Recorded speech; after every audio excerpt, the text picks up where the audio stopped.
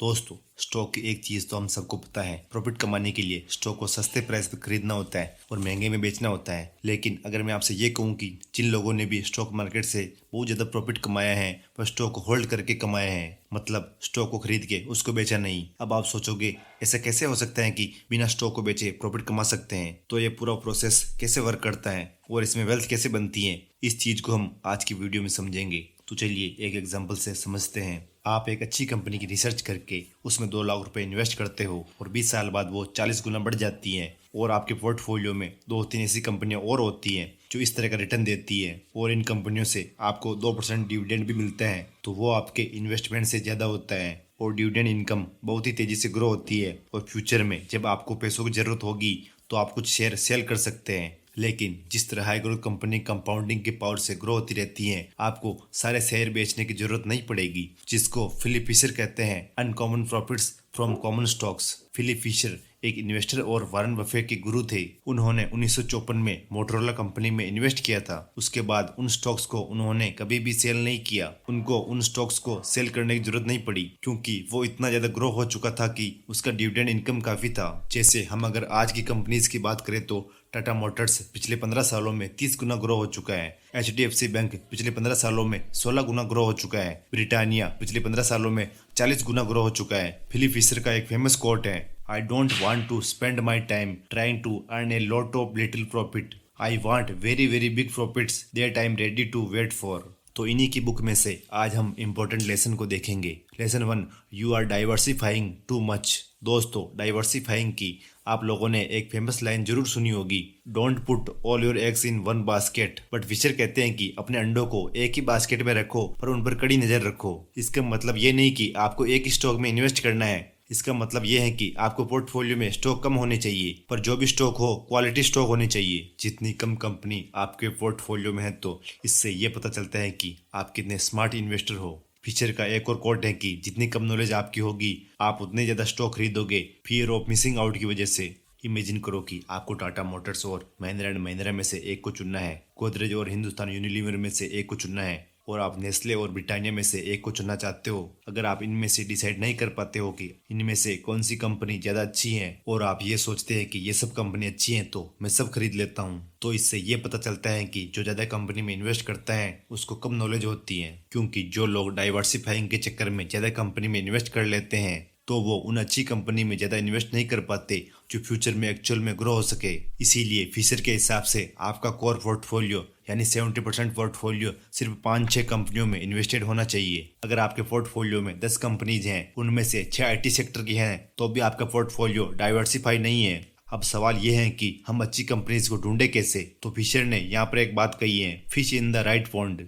तो आपको ऐसे सेक्टर से शुरू करना है जिसकी ग्रोथ अच्छी हो, क्योंकि इंडिया में 5,000 कंपनीज हैं और US में 8,000 से भी ऊपर कंपनीज हैं। तो इनमें से आपको 10 बेस्ट कंपनीज ढूंढ के निकालनी है जो फ्यूचर में ग्रो हो सके। मार्केट में अपॉर्चुनिटी बहुत ज़्यादा होगी पर हमारे पास टाइम बहुत कम है। सभी कंपनीज के CEO को लगता है कि उनकी कंपनी फ्यूचर में बेस्ट होगी, लेकिन एक्चुअल में ये आपको डिसाइड करना है कि कौन सी कंपनी फ्यूचर में ग्रो करेगी। Lesson 2, focus on facts not on tone. आप किसी कंपनी के बारे में पढ़ते हो या रिसर्च करते हो तो आपको उसके फैक्ट्स पर फोकस करना चाहिए, ना कि स्टोरीज पे, क्योंकि इससे कई बार हम बुरी कंपनी चुन लेते हैं। आपके लिए मैं फैक्ट और स्टोरी का सिंपल एग्जांपल देता हूँ। जो कंपनी वास्तव में अच्छी होती है और अच्छा काम कर रही होती है तो वो अपने इन्वेस्टर से कुछ ऐसा कहेगी, हमारी कंपनी का profit year on year 25% grow कर रहा है, जबकि हमारे कंपटीटर कंपनीज का केवल 18% ही ग्रो कर रहा है और इस सेक्टर में हम मार्केट लीडर हैं और फ्यूचर में भी हम इसी तरह ग्रो करते रहेंगे। और जो कंपनी स्टोरेज बनाती है वो इस तरह कहेगी,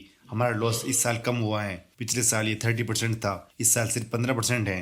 इंडिया काफ़ी तेज़ी से ग्रो होने वाली इकोनॉमी है, पूरी दुनिया के इन्वेस्टर की हम पर नज़र है। हमारा मार्केट साइज फिलहाल 30,000 करोड़ रुपए का है। पहले हम इस बिजनेस में थे, अब हमने 2-3 और जगह पर अपने बिजनेस को एक्सपेंड किया है और फ्यूचर में भी हम काफ़ी सारे सेक्टर में एंटर कर सकते हैं। लेकिन वो ये नहीं कहेंगे कि एक भी बिजनेस में उनको कुछ खास प्रॉफिट नहीं हुआ है और ना ही उनके पास कोई कॉम्पिटिटिव एडवांटेज है लीडर बनने के लिए और ना ही उन्होंने अभी तक कुछ अचीव किया है। तो आपको ऐसी स्टोरीज सुन के किसी भी कंपनी में इन्वेस्ट नहीं करना चाहिए। स्टोरेज से कंपनी की वैल्यू नहीं बढ़ती है, उससे तो केवल टेम्परेरी स्टॉक का प्राइस ऊपर जाता है और उतने जल्दी वापस नीचे भी आ जाता है। कंपनी की वैल्यू तो उसके कंसिस्टेंट प्रॉफिट से बढ़ती है कंपनी अगर अच्छा बिजनेस करेगी तो उसके शेयर की प्राइस ऑटोमेटिक बढ़ती रहेगी। Lesson 3, scuttlebutt method. इसका मतलब ये है कि आपको बहुत सारी जगहों से और बहुत सारे लोगों से कंपनीज के बारे में इंफॉर्मेशन मिल सकती है कि आपको कौन सी कंपनी में इन्वेस्ट करना चाहिए, लेकिन ये वो लोग होने चाहिए जो कंपनी से डायरेक्ट रिलेटेड हो, जैसे कस्टमर्स,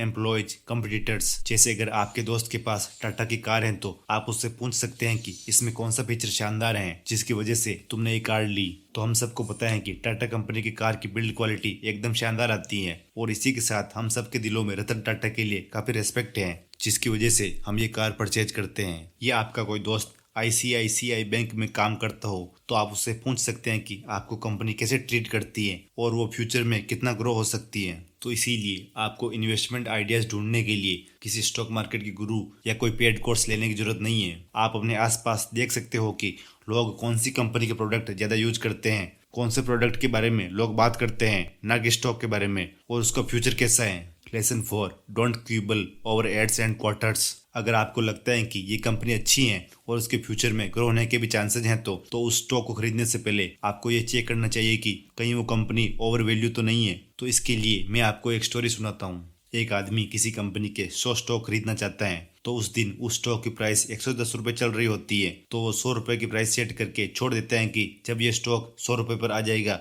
तो उसको मिल जाएगा। पर वह स्टॉक कभी भी 100 रुपये पर नहीं आता है और वो उस कंपनी के स्टॉक खरीद नहीं पाता है। 10 रुपये के चक्कर में उसका कितना नुकसान हो जाता है, और कुछ सालों बाद उस कंपनी का स्टॉक 800 रुपये हो जाता है। अगर किसी कंपनी के फंडामेंटल स्ट्रांग है और उसके फ्यूचर में ग्रो होने के चांसेस हैं, या उस कंपनी का ऐसा बिजनेस है जिसकी फ्यूचर में काफी डिमांड रहने वाली है, तो उसे 5-10 रुपए के चक्कर में छोड़ो मत, और थोड़ा सा प्रॉफिट लेके उसे सेल भी मत करो, क्योंकि स्टॉक मार्केट छोटा मोटा प्रॉफिट कमाने की जगह नहीं है। स्टॉक मार्केट वो गहरा कुआं है जो पूरे देश की प्यास बुझा सकता है। दोस्तों, आज की वीडियो में बस इतना ही। उम्मीद करता हूँ आपको वीडियो पसंद आई होगी। वीडियो को लाइक करें, चैनल को सब्सक्राइब करें।